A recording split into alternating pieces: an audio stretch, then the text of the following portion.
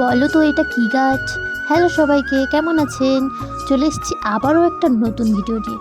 আজকের ভিডিওতে দেখাবো তোমাদের আমাদের মাঠে চাষ করা শাক সবজিগুলো।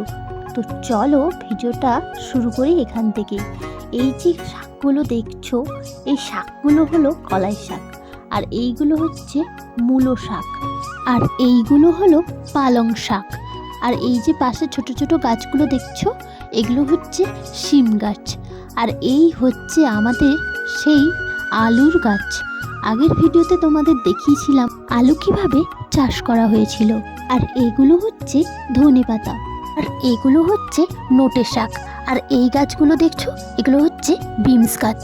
অনেকেই এই সবজিটাকে অনেক নামে চেনে, আমরা কিন্তু এই সবজিটাকে ওলকপি বলি।